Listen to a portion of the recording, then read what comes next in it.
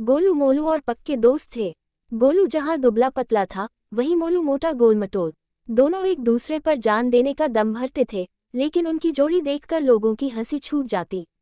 एक बार उन्हें किसी दूसरे गांव में रहने वाले मित्र का निमंत्रण मिला। उसने उन्हें अपनी बहन के विवाह के अवसर पर बुलाया था। उनके मित्र का गांव कोई बहुत दूर तो नहीं था, लेकिन वहां तक पहुंचने के लिए जंगल से होकर गुजरना पड़ता था, और उस जंगल में जंगली जानवरों की भरमार थी। दोनों चल दिए। जब वे जंगल से होकर गुजर रहे थे तो उन्हें सामने से एक भालू आता दिखा। उसे देखकर दोनों भय से थर थर कांपने लगे। तभी दुबला पतला गोलू तेजी से दौड़कर एक पेड़ पर जा चढ़ा, लेकिन मोटा होने के कारण मोलू उतना तेज नहीं दौड़ सकता था। उधर भालू भी निकट आ चुका था, फिर भी मोलू ने साहस नहीं खोया। उसने सुन रखा था कि भालू मृत शरीर को नहीं खाते।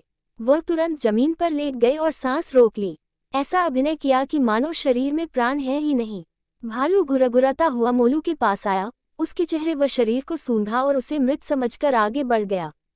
जब भालू काफी दूर निकल गया तो गोलू पेड़ से उतरकर मोलू के निकट आया और बोला, मित्र, मैंने देखा था। भालू तुमसे कुछ कह रहा था। क्या कहा उसने? मोलू ने गुस्से में भरकर जवाब दिया, मुझे मित्र कहकर न बुलाओ, और ऐसा ही कुछ भालू ने भी मुझसे कहा। उसने कहा, गोलू पर विश्वास न करना, वो तुम्हारा मित्र नहीं है। सुनकर गोलू शर्मिंदा हो गया। उसे अभ्यास हो गया था कि उससे कितनी भारी भूल हो गई थी। उसकी मित्रता भी सदैव के लिए समाप्त हो गई। शिक्षा: सच्चा मित्र वही है जो संकट के काम आए।